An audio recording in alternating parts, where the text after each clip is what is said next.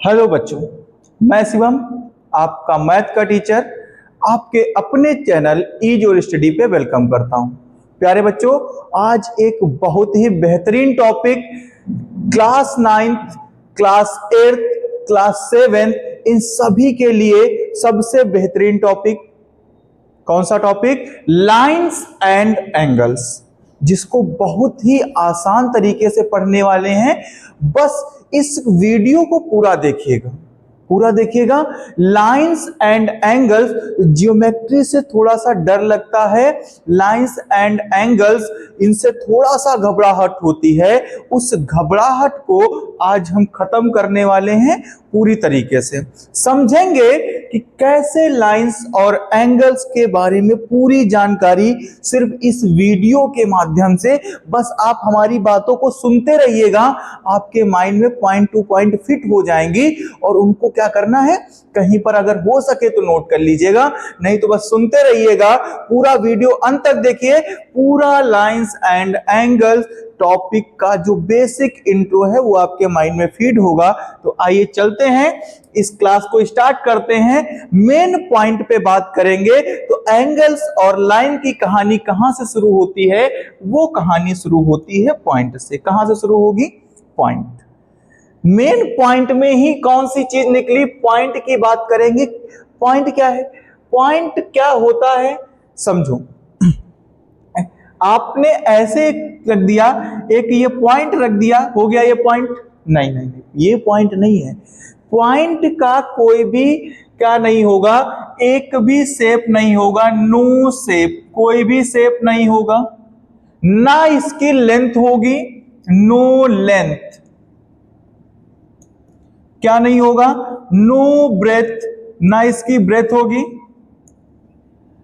ना इसका कोई शेप होगा, ना लेंथ होगी, ना ब्रेथ होगी, ना हाइट होगी, कुछ भी नहीं होगा। जब कुछ भी नहीं होगा तो ये क्या होगा, इसका कोई भी शेप नहीं होगा। पॉइंट एक ऐसा फिगर होता है जिसका कोई भी शेप नहीं होता है, ना इसका लेंथ होगी, ना ब्रेथ होगी और ना हाइट होगी।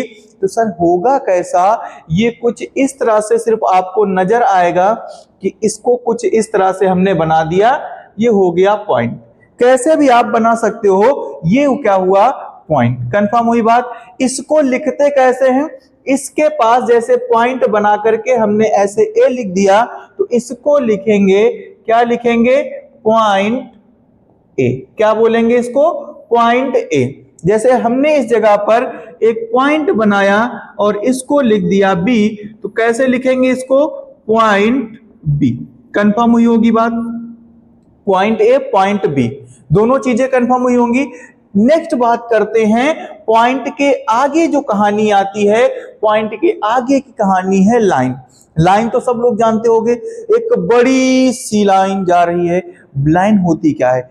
लाइन एक ऐसा शेप होता है जिसमें सिर्फ और सिर्फ ओनली क्या होगी? ओनली लेंथ होगी। क्या होगी? ओनली लेंथ होगी और क्या नहीं होगा? ना ब्रीथ होगी, ना ब्रेथ होगी और क्या नहीं होगा? और ना ही क्या होगा? और उसमें ना ही हाइट होगी, कुछ भी नहीं होगा। सिर्फ और सिर्फ क्या होगी? लेंथ। अगर लंबाई दिख रही है तो वो क्या होगा? सिर्फ और सिर्फ अगर लंबाई दिखे, उसकी लेंथ दिखे, तो उसको क्या बोलेंगे? लाइन। और सुनो कहानी, लाइन पर अगर बात करें तो या तो उसकी क्या होगी? सिर्फ और सिर्फ हाई लेंथ होगी, और उसके अलावा जो होगा उस पर ध्यान से सुनना, उसका ना तो एंडिंग पॉइंट फिक्स होगा, ना एंड पॉइंट फिक्स होगा, ना स्टार्टिंग पॉइंट फिक्स होगा। ये इसका हुआ। यहां पर ये इसको क्या लिखेंगे? ये हमारा हुआ स्टार्टिंग पॉइंट। कौन सा? Starting point. ये स्टार्टिंग पॉइंट और ना एंडिंग पॉइंट। जो एंडिंग पॉइंट होगा, एंडिंग पॉइंट, ये दोनों भी क्या होंगे? ये दोनों फिक्स नहीं होंगे। हमको लाइन में नहीं पता होगा कि ये लाइन कहां से स्टार्ट हुई है और कहां पर जा रही है। कुछ भी नहीं पता होगा, सिर्फ और सिर्फ इतना जानेंगे कि ये एक लाइन है जो यहां से आकर के बस ऐसे निकल गई। जैसे बीच में खड़े हो जाओ और ट्रेन रेलवे ट्रैक पे खड़े हो, आप ध्यान से सुनिएगा, आपके गांव के किनारे या शहर के किनारे या घर के किनारे रेलवे की पटरी होगी, रेलवे लाइन होगी। उस पटरी पर आप खड़े हो जाओ, थोड़ी दूर देखोगे तो पटरी इधर निकल गई ऐसे और इधर जाते हुए दिखाई पड़ी। अब आप तो नहीं कह सकते, अब आप कह नहीं सकते कि नहीं भैया ये देखो अब ये हुआ कि ये जाकर के लखनऊ में खत्म हुआ, ऐसा नहीं। शायद वो लखनऊ के आगे भी चली जाए या कहीं पर और चली जाए, ये भैया इधर कहां पर जाएगी और आगे बढ़ते हुए दिल्ली तक जाएगी, कुछ भी कंफर्म नहीं होगा कहां से आ रही है और कहां को जाएगी, कुछ भी पता नहीं होगा। वो क्या कहलाएगी? लाइन। ना तो इनका स्टार्टिंग पॉइंट फिक्स होगा और ना ही एंडिंग पॉइंट फिक्स होगा, क्या बोलेंगे? लाइन। जैसे हमने मान लिया, इनको लिखेंगे कैसे? इनको लिखना है तो एक यहां पर ऐसे बेसिक से ए लिख दिया और यहां पर बी, और अगर इनको रिप्रेजेंट करना है लाइन को तो ए बी के ऊपर दोनों साइड में एरो वाली लाइन, ये हो गया आपकी लाइन। कंफर्म हुई होगी बात। और कैसे एग्जांपल समझे थोड़ा सा। एक और लाइन का नाम सुना होगा आपने, अर्थ देखी होगी, गोल गोल घूमती, देखा होगा। देखो देखो देखो ये अर्थ हो गई। इस अर्थ में एक चीज ध्यान से देखो, कुछ दिखा, ये क्या है? ये हमारी एक लाइन होती है। क्या बोलते हैं इसको? कौन सी लाइन? इस लाइन को बोलते हैं इक्वेटर लाइन। कौन सी लाइन? Equator line. जो लाइन क्या होती है? एक काल्पनिक लाइन है जिसके बारे में सिर्फ हमने सुना है, किसी ने देखा नहीं है। आपने सुना होगा जो इक्वेटर लाइन होती है वो अर्थ को क्या करती है? दो इक्वल पार्ट में डिवाइड करती, बीचों बीच से जाती है। इक्वेटर लाइन अर्थ के बीचों बीच से होकर के जाती है। और भी नाम सुना होगा, ट्रॉपिक ऑफ कैंसर, ये सब लाइनें यहां पर आपने सुनी है, अर्थ पे सुनी होंगी। इस लाइन का क्या स्टार्टिंग पॉइंट पता है? ये जो इक्वेटर लाइन है ये कहां से स्टार्ट हुई? क्या आपने सुना है कि इसका एंड कहां पे हुआ? पृथ्वी तो गोल है, इतनी बड़ी है, कहां से इसका स्टार्टिंग पॉइंट शुरू हुआ और कहां पर जाकर के खत्म हुआ होगा, कोई भी नहीं जानता। कंफर्म हुई होगी बात। लाइन समझ में आई होगी। जिसका स्टार्टिंग पॉइंट और एंडिंग पॉइंट दोनों फिक्स नहीं होते हैं उनको क्या बोलते हैं? उनको लाइन बोलते हैं। कंफर्म हुई होगी बात। और लाइन की जानकारी, लाइन में सिर्फ और सिर्फ, लाइन में सिर्फ और सिर्फ और क्या होता है? लाइन में सिर्फ और सिर्फ लेंथ होती है, ना कि ब्रेथ और हाइट। ये दोनों नहीं होंगे। सिर्फ और सिर्फ क्या मिलेगा आपको? लेंथ मिल जाएगी। हाँ, लंबी सी लाइन है ये आपको पता होगा, पर कहां से आ रही है और कहां जाएगी नहीं पता। कंफर्म हुई होगी बात। चलते हैं लाइन के बाद एक और अच्छा सा टॉपिक, कौन सा? नाम सुना होगा लाइन सेगमेंट। क्या नाम है?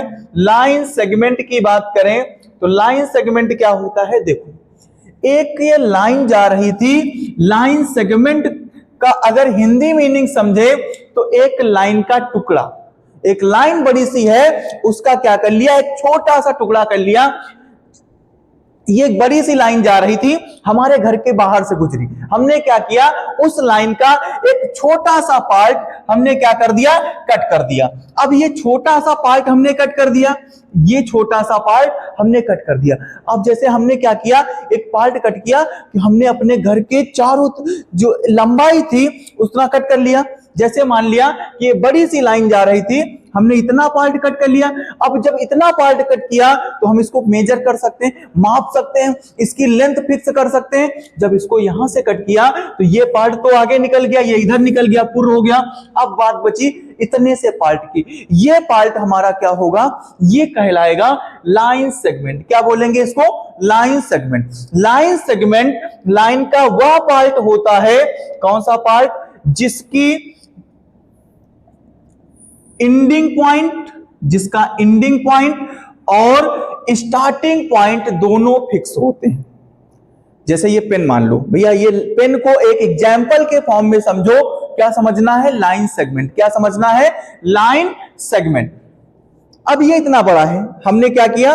एक बहुत बड़ा पेन रहा होगा, उस पेन से एक छोटा सा पेन निकाल लिया। वो ऐसे ऐसा होता नहीं है, फिर भी समझो।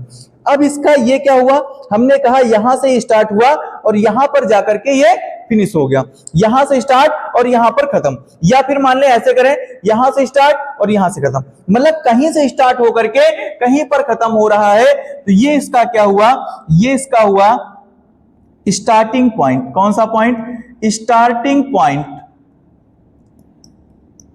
ये इसका स्टार्टिंग पॉइंट हुआ। ये कौन सा पॉइंट होगा, एंडिंग पॉइंट, जहां पर जाकर के ये खत्म हो रहा है। दोनों क्या होंगे, ये भी क्या होगा, फिक्स होगा, ये भी फिक्स्ड होगा और ये भी फिक्स्ड होगा, दोनों के दोनों फिक्स्ड होंगे। स्टार्टिंग पॉइंट और एंडिंग पॉइंट दोनों फिक्स्ड होंगे, बिल्कुल फिक्स होंगे। अब फिर से सुनिएगा, क्या होगी, लेंथ तो होगी, ओनली लेंथ, क्या होगी, ओनली लेंथ होगी इसकी, ब्रेथ और हाइट नहीं होगी, क्योंकि लाइन का ही तो एक छोटा सा टुकड़ा है, एक पीस है, तो इसकी लेंथ होगी, ब्रेथ और हाइट तो नहीं होगी, बिल्कुल नहीं होगी। अब जब नहीं होगी तो क्या करेंगे, जिसका स्टार्टिंग और एंडिंग पॉइंट फिक्स होता है, स्टार्टिंग और एंडिंग पॉइंट फिक्स होता है और सिर्फ उसमें क्या होगी, लेंथ होगी, उसको क्या बोलेंगे, लाइन सेगमेंट। क्या बोलेंगे, लाइन सेगमेंट। तो A B is A line segment, ये एक लाइन है जिसको हमने नाम दिया है ए और बी, ये क्या होगा, एक हमारा लाइन सेगमेंट है। कंफर्म हुई होगी बात,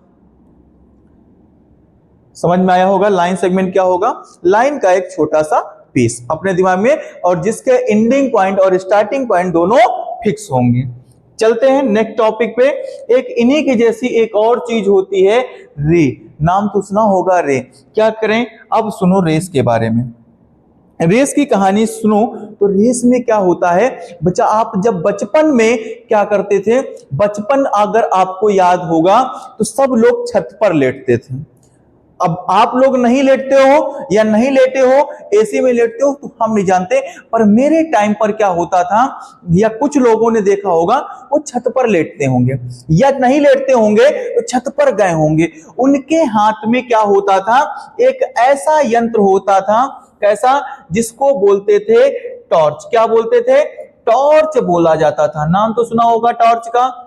एक यंत्र होता था जिसको बोलते थे टॉर्च, और टॉर्च लेकर के हम क्या करते थे, चंद्रमा को, किसको, चंदा मामा निकलते थे ना, उन चंदा मामा को रोशनी देते थे। और हमको यह प्रसन्नता होती थी कि हम जो टॉर्च लगा रहे हैं वो सीधा और सीधा चंद्रमा को क्या कर रहा है, मून को जाकर के हम लाइट दे रहे हैं। मतलब हम लाइट किसको दे रहे हैं, मून को। हमारी लाइट कहां तक पहुंच रही है, ऊपर, कहां, आसमान तक पहुंच रही, तारों तक हमारी लाइट पहुंच रही। ऐसा पॉसिबल नहीं होता था। मैं समझाना क्या चाह रहा हूं ये सुनो। रेस ये होती हैं जिनका स्टार्टिंग पॉइंट फिक्स होता है।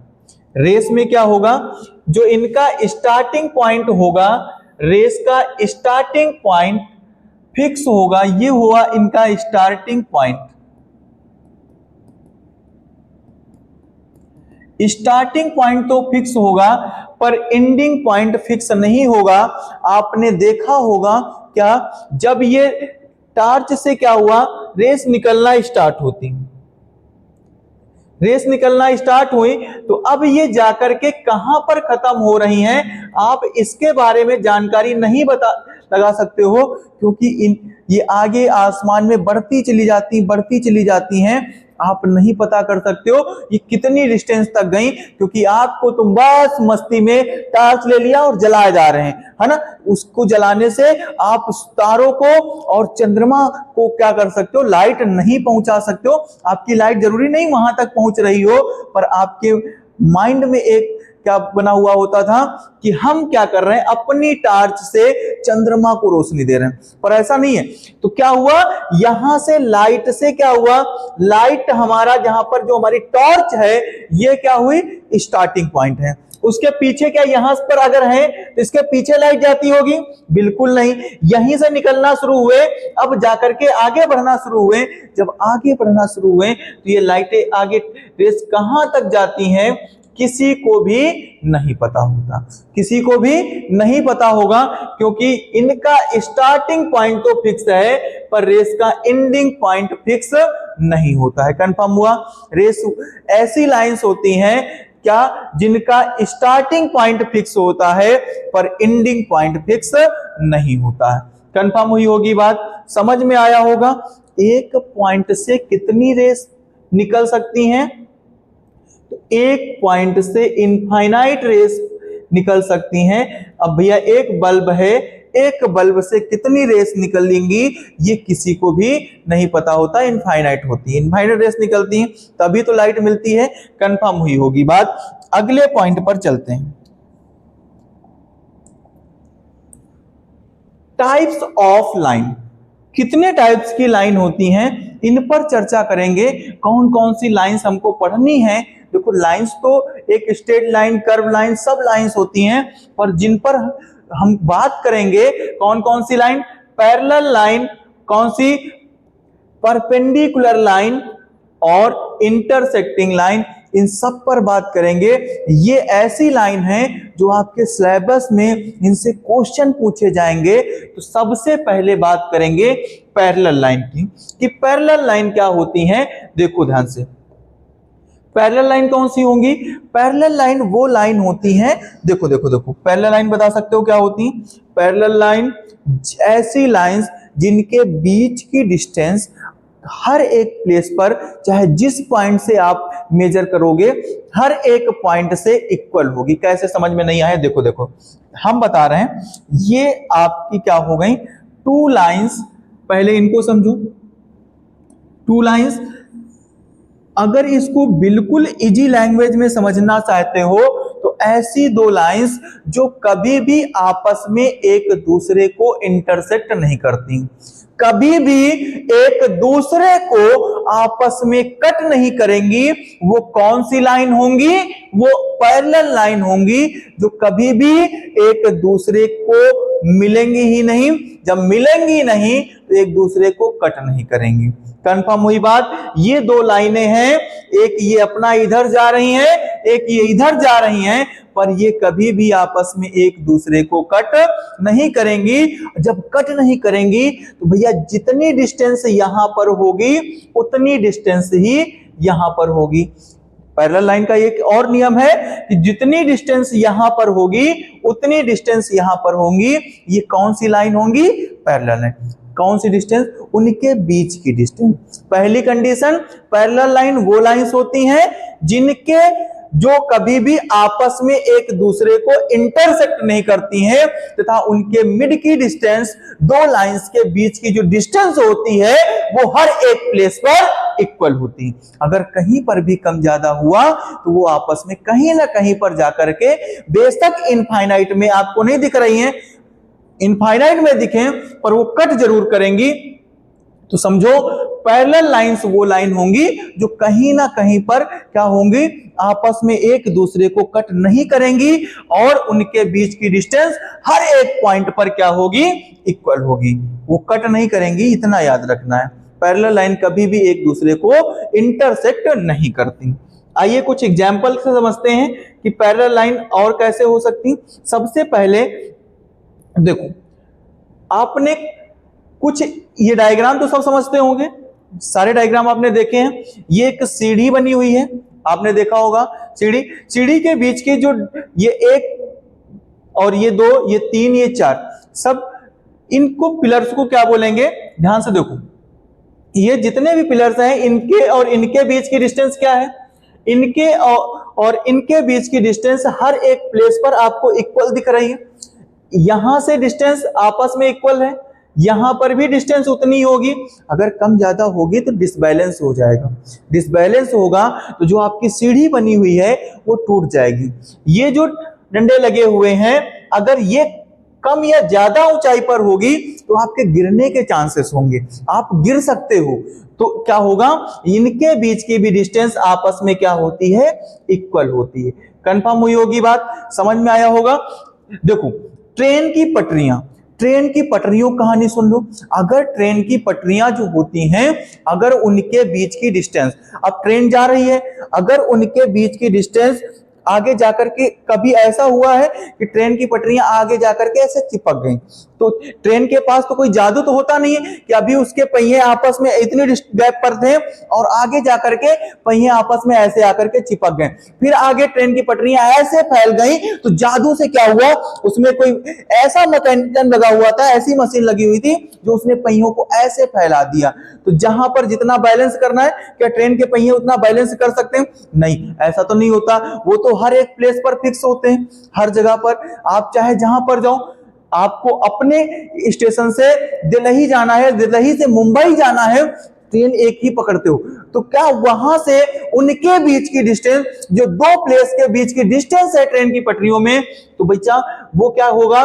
दोनों के डिस्टेंस क्या आपस में अनइक्वल होगी? नहीं, दोनों पटरियां आपस में सेम इक्वल होती हैं और उनके बीच की डिस्टेंस भी अनइक्वल नहीं होती है।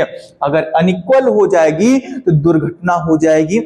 एक अगर जरा सा भी डिस्टेंस आप ट्रेन की पटरियों से अगर समझो, अगर जरा सा भी डिस्टेंस कम ज्यादा हो जाए बीच की, तो ट्रेन तुरंत पलट जाएगी। कंफर्म हुई होगी बात, समझ में आया होगा। पैरेलल बेस्ट एग्जांपल है। अगर पैरेलल लाइन की बात करें तो पैरेलल लाइन का एग्जांपल क्या होगा? सबसे अच्छा एग्जांपल ट्रेन की पटरियां। ठीक, आपने देखा होगा कुछ आपके विद्यालय में ग्राउंड में कुछ इस तरह से, या कहीं पर जब आप देखते हो फेस्टिवल होता है तो कुछ इस तरह से रो बनाई जाती है, तो उनमें बच्चों को खड़ा किया जाता है। तो ये क्या होती? ये भी आपस में पैरेलल होती। तो ये डायग्राम है आपके समझने के लिए, बस मेन कौन सा याद रखना है? ट्रेन की पटरियां। समझ गए होगे। और इस तरह की जो चीजें आप अपने आसपास देख सकते हो, उनको क्या करते हो? अगर ऐसी कोई चीजें हैं आपके आसपास तो उनको देखो और देख करके कमेंट बॉक्स में बताइए कि इनके अलावा और क्या एग्जाम्पल हो सकते हैं। देखते हैं कितने लोग कमेंट करके बताते हैं। चलते हैं अगले पॉइंट पर। अगला पॉइंट क्या कहता है हमारा? देखो, पैरेलल लाइन के बाद एक चीज और, पैरेलल लाइन जैसे मान लीजिए, थोड़ा सा और बात करेंगे पैरेलल लाइन पे। अगर ये पैरेलल लाइन है, टू पैरेलल लाइन, जैसे मान लें एक लाइन ये ए बी और दूसरी लाइन सी डी, अगर ये दोनों पैरेलल लाइन है तो इनका जो सिंबल होगा वो क्या होगा? तो अगर इनको हमको लिखना है तो लिखेंगे A B parallel to C D. भैया याद रखिएगा, A B is equal to C D, ये इक्वल टू का साइन है, बट ये कौन सा है? पैरेलल का साइन है। जैसे इनका नाम और कुछ लिख सकते हो, P Q parallel R S. तो ये जो लाइनें होंगी इनको क्या बोलेंगे? पैरेलल लाइन बोलेंगे। कंफर्म हुई होगी बात। पैरेलल का सिंबल समझ में आया? क्या होगा? दो सीधी लाइनें, अगर आपको कुछ इक्वल के साइन को अगर सीधा कर दिया जाए तो ये क्या बन जाता है? पैरेलल बन जाता है। अगले स्लाइड पर चलते हैं। नेक्स्ट है हमारा परपेंडिकुलर लाइन।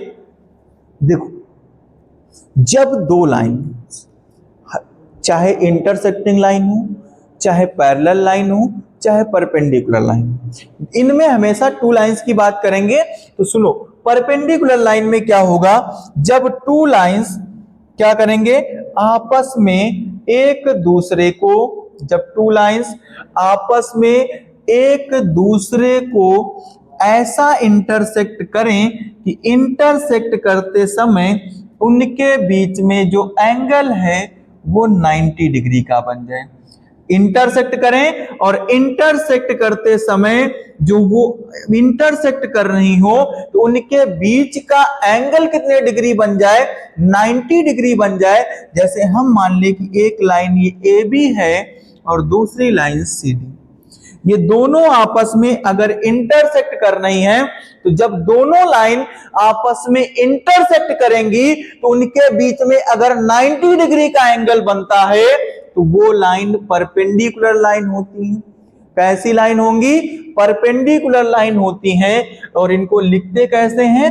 भैया इनका लिखने का तरीका है कि A B perpendicular, A B perpendicular है किस पर?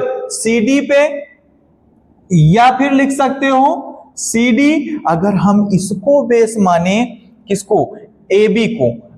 अगर इसको देखें तो भैया C D perpendicular A B, दोनों लाइनें आपस में किसी एक को बेस मानो, एक को परपेंडिकुलर कर दो, तो दोनों आपस में क्या हुई, ए बी या तो परपेंडिकुलर सी डी। ये जो साइन होगा कुल मिला के ध्यान में इसको रखो, ये वाला साइन आपका परपेंडिकुलर होगा। एक लेटी हुई लाइन और उसके बीच में एक स्ट्रेट लाइन अगर कुछ ऐसा दिख रहा है सिंबल, तो ये सिंबल परपेंडिकुलर लाइन का सिंबल होगा। कंफर्म हुई होगी बात। परपेंडिकुलर भी लाइन में कितनी लाइंस, 2 लाइंस, और 2 ऐसी लाइन जब वो आपस में इंटरसेक्ट करें, जब आपस में इंटरसेक्ट करेंगी तो कितने डिग्री का एंगल, 90 डिग्री का एंगल। थोड़ा सा वेट करिएगा, एंगल पर चलते हैं। कंफर्म हुई होगी बात, समझ में आया। चलते हैं अगली लाइन कौन सी है, लास्ट में एक लाइन बची, इंटरसेक्टिंग लाइन। कौन सी लाइन, इंटरसेक्टिंग लाइन। इतनी देर से इंटरसेक्ट सुन रहे हैं, होता क्या है, 2 लाइंस, ऐसी 2 लाइंस जो क्या करें, ऐसी 2 लाइंस जो आपस में किसी एक पॉइंट पर क्या करें, सिर्फ और सिर्फ ओनली 1 पॉइंट पर क्या करें, ओनली 1 पॉइंट पर क्या कर सकती हैं, इंटरसेक्ट करें। क्या करें, इंटरसेक्ट करें, तो उसको क्या बोलते हैं, इंटरसेक्ट करने के कारण ये जैसे लाइन ए बी और ये लाइन सी डी, अगर ये दोनों हैं तो भैया ये दोनों बार बार नहीं कट करेंगे। कितने टाइम, सिर्फ और सिर्फ ये कहीं ना कहीं पर दोनों लाइन एक बार मिलती हैं। अगर एक बार मिलती हैं तो इन लाइन को क्या बोलेंगे, इंटरसेक्टिंग लाइन। कौन सी लाइन, इंटरसेक्टिंग लाइन। और ये लाइन कौन सा एंगल बनाती हैं, वर्टिकली अपोजिट एंगल। और लीनियर पेयर, इन पे बात करेंगे बहुत जल्दी ही। अभी फिलहाल इतना समझना है कि ए बी और सी डी, अगर ए बी और सी डी आपस में किसी एक पॉइंट पर कट करती हैं, उस पॉइंट को इंटरसेक्ट पॉइंट और इन लाइंस को इंटरसेक्टिंग लाइन बोलते हैं। कंफर्म होना चाहिए। इंटरसेक्टिंग लाइन को कितने पॉइंट पर कट करेंगी, सिर्फ और सिर्फ 1 पॉइंट पे। तो कंफर्म हुआ होगा।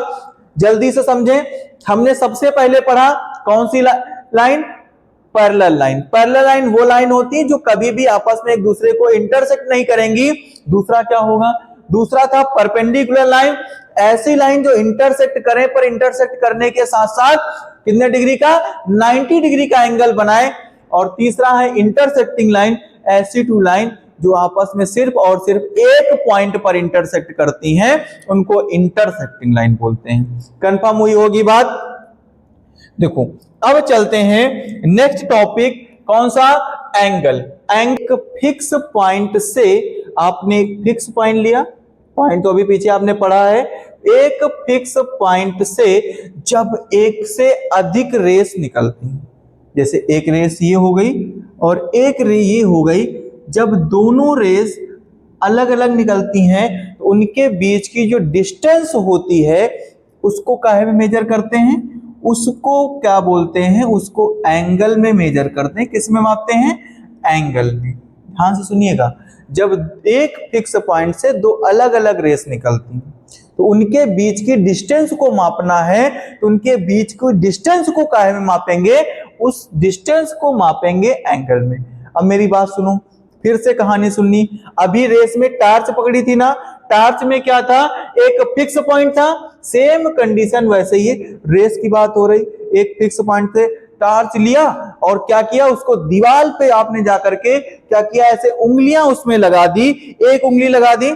उंगली लगाने के बाद अब जो रेस आपकी एक स्ट्रेट रेस जा रही थी, अब वो 2 पार्ट में डिवाइड हो गई। कितने पार्ट में डिवाइड हो गई, 2 पार्ट में।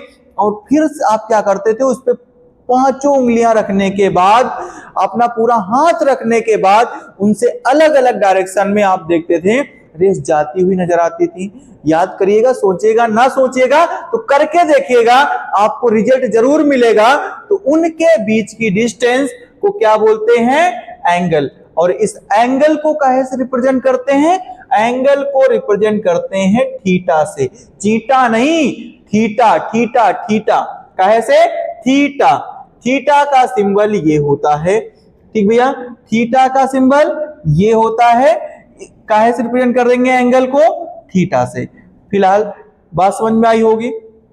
दो रेस जिनके बीच की डिस्टेंस जो एक फिक्स पॉइंट से होकर के निकलती हैं, इसको क्या बोलेंगे, ये आपका बेस होगा।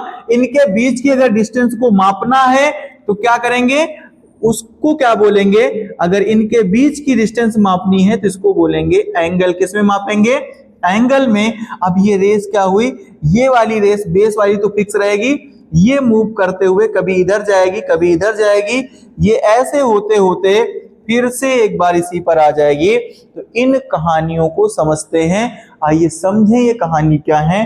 तो अगली इस कहानी को समझने के लिए आपको पढ़ना होगा types of angle. Very important topic, types of angle. कौन कौन से टाइप, जीरो एंगल। कौन सा टाइप, जीरो एंगल। सबसे पहले क्या होगा, जीरो एंगल। जीरो एंगल के बाद एक्यूट एंगल। कौन सा एंगल, एक्यूट के बाद राइट एंगल। कौन सा angle, right angle. Obtuse angle. कौन सा angle, obtuse angle. Straight angle. और कौन सा एंगल, रिफ्लेक्स एंगल। और लास्ट में जब घूम फिर के आ गए तो कहां हो गया, काम हो गया कंप्लीट, तो क्या बोलेंगे, कंप्लीट एंगल। कंफर्म हुई बात। तो कहां से कहानी शुरू करें, जीरो एंगल से। आइए समझते हैं जीरो एंगल की कहानी कि जीरो एंगल क्या होता है। देखो, जीरो एंगल की बात करें, हमने अभी एंगल को समझा कि एक फिक्स पॉइंट से जब दो रेस आपस में निकलती हैं, उनके बीच की जो डिस्टेंस होती है उसको थीटा बोलते हैं, उसको एंगल बोलते हैं। क्या बोलते हैं, उसको एंगल बोलते हैं। बट हमको बात करनी है जीरो एंगल की। जीरो एंगल क्या है, सुनना ध्यान से भैया। जीरो मतलब ऐसी रेस, क्या हुआ जब दो रेस, यहां पर हम एंगल की कहानी सुना देते हैं। ये हुआ कुछ इस तरह से होता था कि जब बेस वाली लाइन से इस वाली लाइन के बीच में कुछ ये डिस्टेंस जो होती थी उसको किस में मेजर करते थे, एंगल में। अब इन्होंने कहा कि इन दोनों लाइन के बीच की जो दोनों रेस के बीच की डिस्टेंस है वो कितनी हो गई, जीरो हो गई। तो सर बताइए, अगर दोनों लाइन के बीच की डिस्टेंस कितनी हो जाती है, जीरो। अगर जीरो हो जाती है तो क्या कहेंगे भैया, एक लाइन ये गई, एक लाइन आपकी ये गई। थोड़ा सा और अच्छा सा करते हैं, एक लाइन आपकी ये हुई, एक रेस तो ये हो गई, रेस ये हुई, ये आपका फिक्स पॉइंट। हम इस फिक्स पॉइंट का नाम दिए दे रहे हैं, क्या दे दें, ओ। ये आपका फिक्स पॉइंट हो गया। दूसरी रेस, इसको नाम दे दें ओ ए। दूसरी रेस कौन सी, अच्छा कलर कौन सा होगा, ये वाला। देखो दूसरी रेस, इसका ये भी यहां से चलना स्टार्ट हुई और ये उसी के ऊपर जब 0 डिग्री है तो भैया उसी के ऊपर जाकर के ओवरलैप कर गई। मतलब एक रेस दूसरे रेस के ऊपर जब ओवरलैप कर जाती है, मतलब ये जा रही थी लाइन, इन्हीं के ऊपर से क्या होना चाहिए, कुछ ऐसे एंगल बनना चाहिए था, ये वाला बेस और ये कुछ इनके बीच की डिस्टेंस जो ये थी, ये आपका एंगल था। पर ये जाकर के इन्हीं के ऊपर लेट गए, मतलब इनके बीच में अब कुछ डिस्टेंस बची नहीं बची सर, कितनी हो गई, जीरो। तो जब एक लाइन के ऊपर दूसरी लाइन लेटते हुए निकल जाए, इनको बोलेंगे बी फॉर बनाना। तो ओबी और ओपी ये दोनों क्या थे, तो क्या जब दोनों रेस आपस में एक दूसरे के ऊपर क्या हो गई, लिपट के जाने लगी, तो क्या वहां पर डिस्टेंस कितनी होगी, जीरो। तो भैया क्या नाम लेंगे, एंगल ए ओ बी। किस पॉइंट पर एंगल बनना था, बी पर, इज इक्वल टू 0 डिग्री। कितना होगा, 0 डिग्री एंगल होगा। कौन सा एंगल, 0 डिग्री एंगल। जब एंगल कितना हो जाए, जब एंगल 0 हो जाता है तो उसको क्या बोलते हैं, 0 डिग्री एंगल। कंफर्म हुई होगी बात। नेक्स्ट एंगल पे चलते हैं। जीरो में तो कोई समस्या नहीं, बिल्कुल भी नहीं होनी चाहिए। अगले पॉइंट पर चलते हैं। अगला है हमारा एक्यूट एंगल। कौन सा एंगल, नाम ही इतना प्यारा है, क्यूट। क्या नाम है, क्यूट। क्यूट नहीं पढ़ना है, क्या पढ़ना है, एक्यूट एंगल। एक्यूट एंगल मतलब भी नन्हा मुन्ना है, स्टार्ट हुआ है 0 से लेकर के कुछ इसने चलना शुरू किया है। तो इनकी कैपेसिटी क्या होती है, सुनो। एक्यूट एंगल की कहानी की बात करें तो एक्यूट एंगल वो एंगल होते हैं जो more than 0 degree, more than 0 degree and less than 90 degree. मतलब समझो 0 डिग्री से बड़े, 0 डिग्री से बड़ा होना चाहिए, 0 डिग्री से बड़े हो, और क्या होना चाहिए, कौन से एंगल, एक्यूट एंगल 0 डिग्री से बड़े और 90 डिग्री से छोटे, 90 डिग्री से छोटे और 0 डिग्री से बड़े हुए तो इन भाई साहब को क्या बोलेंगे, एक्यूट एंगल बोलेंगे। एक्यूट एंगल क्या होगा, इसको ध्यान से बस समझिए कि 0 डिग्री से बड़ा, 0 डिग्री से बड़ा और 90 से छोटा कौन सा एंगल, एक्यूट एंगल। दोबारा समझो फिर से, 0 से बड़ा और 90 से छोटा, कोई आप दिमाग लगा सकते हो कौन सा एंगल रहा होगा, बिल्कुल सर 0 से बड़ा 1 degree, 2 degree, 3 degree, 4 degree, 45 degree, 30 degree, ये सभी के सभी एंगल, जैसे ये हो गया ये एंगल, ठीक, कितना हम मान लें इसको, 30 डिग्री मान लें, 30 डिग्री। दूसरा एंगल कौन सा मान लें, एक ये एंगल हुआ, कितने डिग्री का एंगल, 60 डिग्री मान लें, कंफर्म हुआ। ये सब कैसे हैं, 0 से बड़े और 90 से छोटे। कहां तक जाएगा, मतलब भैया अगर इनकी बात करें तो 1 डिग्री टू कितना, 89 डिग्री, 1 डिग्री से लेकर के 89 डिग्री के भी वाले जो एंगल होते हैं वो सभी के सभी एक्यूट एंगल होते हैं। कौन से एंगल होते हैं, एक्यूट एंगल होते हैं, क्यूट एक्यूट एंगल होते हैं। चलते हैं, एक्यूट के बाद जो 90 डिग्री का होगा उनको बोलेंगे राइट एंगल ट्रायंगल। कौन सा एंगल, राइट एंगल ट्रायंगल। ये जो एंगल होगा राइट एंगल ट्रायंगल कितने डिग्री वाला, 90 डिग्री वाला जो एंगल होगा, जो एंगल 90 डिग्री का होगा, 90 डिग्री एंगल कौन सा एंगल कहलाएगा, राइट एंगल। कैसे बनता है ये भैया, कुछ इस तरह होते हैं। जब एक लाइन पर दूसरी लाइन परपेंडिकुलर हो जाती है, कैसे, एक के ऊपर दूसरी लाइन बिल्कुल स्ट्रेट फॉर्मेट में खड़ी हो जाएगी, तो क्या होगा, यहां पर 90 डिग्री का एंगल बन जाए तो इस एंगल को कौन सा एंगल बोलेंगे, राइट एंगल। आप सबने बनाया होगा राइट एंगल, ये कौन सा एंगल, राइट एंगल। बात समझ में आई, कितने डिग्री एंगल को, 90 डिग्री वाले एंगल को कौन सा एंगल बोलेंगे, राइट एंगल बोलेंगे। समझ में आया होगा। चलते हैं फिर से अगले एंगल पर, कौन सा एंगल, ऑब्ट्यूस एंगल। कौन सा एंगल, ऑब्ट्यूस एंगल क्या होते हैं, सुनिएगा ध्यान से। ऑब्ट्यूस एंगल वो एंगल होते हैं जो more than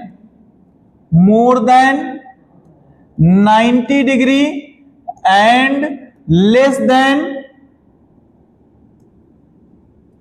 90 degree and less than कितने डिग्री, 90 से ज्यादा, 90 से ज्यादा और 180 डिग्री से कम। कौन से एंगल, ऑब्ट्यूस एंगल। कौन से एंगल होंगे, ऑब्ट्यूस एंगल। अब इनकी बात करें, ऑब्ट्यूस के बाद कौन सा, अगर देखो ऑब्ट्यूस में और समझें थोड़ा सा, तो एक और पैटर्न है कि 90 से ज्यादा, 90 से ज्यादा कौन से होंगे, ऑब्ट्यूस एंगल। और कहां तक पहुंचेंगे, ये 180 से छोटे होते हैं। ये रेंज अपने लिए याद रखिएगा कि 90 डिग्री से अगर बड़ा हुआ तो क्या हो जाएगा, ऑब्ट्यूस एंगल होगा, और अगर 180 से छोटा है तो भी ऑब्ट्यूस होगा। रेंज क्या होगी, 90 से ज्यादा और 180 से बीच। कंफर्म हुई बात, ये चीज समझ में आई होगी। कौन कौन से होते हैं, फिर तो सर अगर इनकी कहानी सुने तो मतलब 91 से स्टार्ट होकर के कहां तक जाएंगे, 91 टू 179 तक के जो एंगल होंगे 91 डिग्री से लेकर के कहां तक के 179, क्या सर 90.1 ये हमारा राइट एंगल होगा? नहीं, 90.1 ये हमारा ऑब्ट्यूस एंगल होगा। 90 डिग्री खाली एंगल बना है तो वो राइट एंगल में आएगा। अगर 90 थोड़ा भी ज्यादा हुआ तो कौन सा एंगल होगा? ऑब्ट्यूस एंगल होगा। कंफर्म हुई होगी बात? कहां तक? 180 तक। कहां तक? 180 तक। देखो अगर 180 ही मिल जाए हमको, अगर 180 डिग्री का एंगल ही मिल जाए तो कौन सा होगा? तब हमारा कौन सा एंगल होगा? अगर 180 डिग्री का एंगल बन जाता है, कितने डिग्री का? 180 डिग्री का, तो उस एंगल को स्ट्रेट एंगल बोलते हैं। कौन सा एंगल? Straight angle.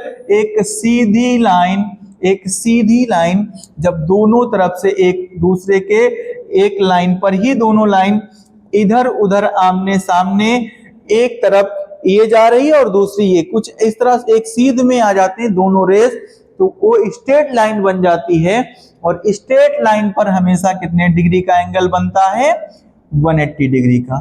तो अगर 180 डिग्री का एंगल दिख रहा है तो वो स्ट्रेट लाइन होगी, या स्ट्रेट लाइन दिख रही तो वहां पर कितने डिग्री का एंगल होगा? 180। दोनों पॉइंट याद रखिएगा, इंपॉर्टेंट है। अगर स्ट्रेट लाइन है तो 180 डिग्री, अगर 180 डिग्री एंगल है तो स्ट्रेट लाइन होगी। कंफर्म हुआ होगा?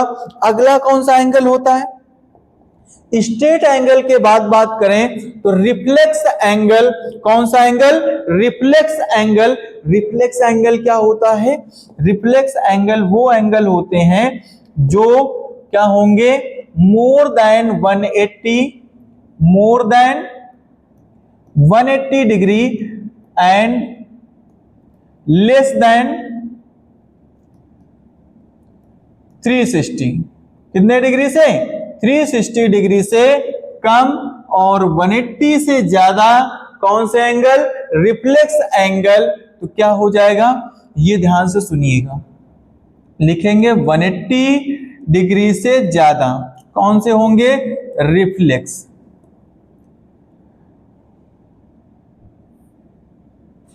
मोर देन 180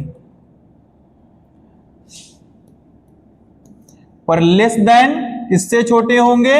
360 डिग्री से। तो इन एंगल को कौन सा एंगल बोलेंगे? रिफ्लेक्स एंगल बोलेंगे। कैसे? आपने कुछ इस तरह वाले एंगल बनाए होंगे, ध्यान होगा, याद आई?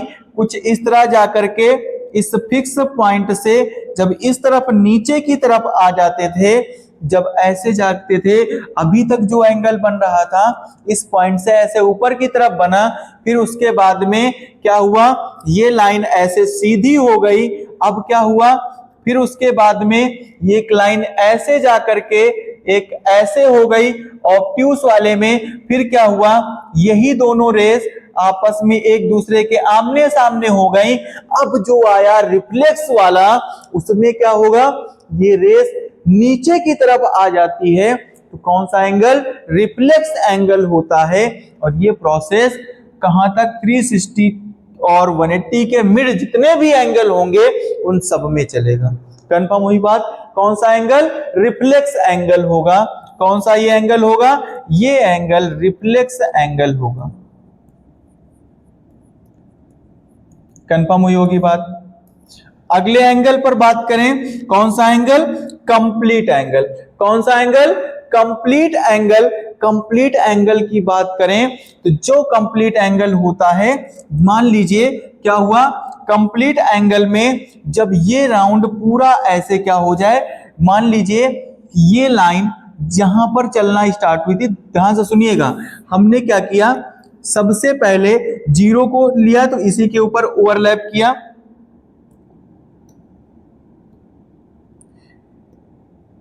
सबसे पहले यहीं पर आए, फिर क्या हुआ? थोड़ा बड़ा बनाया तो ये एंगल बना, फिर बड़ा बनाया ये एंगल हुआ, फिर और गए तो ये एंगल आया, उधर जा रहे हैं ना, फिर और गए तो ये पूरा एंगल हो गया, फिर इधर आ गए तो ऑब्ट्यूस मिल गया स्ट्रेट के बाद, फिर इधर आ गए तो ये भी ऑब्ट्यूस रहा, फिर ये सीधी लाइन हो गई, स्ट्रेट एंगल हो गया। अब देखो फिर यहां पर आए तो रिफ्लेक्स हुआ। अब फिर से ये लाइन घूमते घूमते अब क्या होगी, एक टाइम ऐसा आएगा कि जब ये इसी के ऊपर ओवरलैप कर जाएगी। अगर कहानी सुननी है तो सुनिए। आपने देखा होगा वॉच में मिनट और कौन सी सेकंड वाली सुई आपस में जब घूमती रहती हैं, एक टाइम ऐसा आता है कि सेकंड वाली सुई मिनट वाली सुई के ऊपर क्या होती, ओवरलैप कर जाती है। एक राउंड पूरा करने के बाद सेम कंडीशन, ये यहां पर थे पहले, फिर यहां पहुंचे, फिर यहां पहुंचे, फिर ऐसे घूमते घूमते क्या हो गए, अपना एक राउंड कंप्लीट करने के बाद इसी लाइन पर ओवरलैप हो गए। अगर इसी पर ओवरलैप हो गए तो क्या हुआ, यहां से चले ऐसे घूमते घूमते फिर यहीं पर आ गए तो एक कंप्लीट राउंड बन गया। और जो एक सर्कल बना इसको कंप्लीट एंगल बोलते हैं। और ये कंप्लीट एंगल 360 डिग्री का होता है। कंफर्म हुई होगी बात, समझ में आया होगा। कंप्लीट एंगल क्या होगा, जब रेस चलते चलते दोबारा से अपना राउंड पूरा करके, देख लो इसका डायग्राम कैसे बनेगा। ये रेस हुई और दूसरी रेस, जब एक रेस के ऊपर दूसरी रेस आकर के ओवरलैप करती है, पर अब की कंडीशन ये रही, ये क्या होगा, यहां ऐसे आएगा तब ये 360 डिग्री हो जाएगा। कंफर्म हुई बात। तो आइए एक बार जल्दी से हम सबको समझ लेते हैं कि क्या कंप्लीट एंगल होता है, रिफ्लेक्स एंगल, सबकी कहानी एक बार जल्दी से समझते हैं। देखो जीरो एंगल, अगर जीरो एंगल की बात करें तो जीरो एंगल में क्या होगा,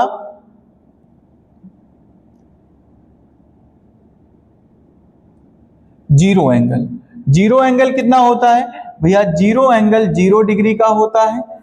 कैसा डायग्राम होता है, ये आपका एक फिक्स पॉइंट, जब इसी पर एक दूसरी लाइन क्या करती है, एक दूसरी लाइन ओवरलैप कर जाती है तो क्या होता है, यहां पर 0 डिग्री बनता है।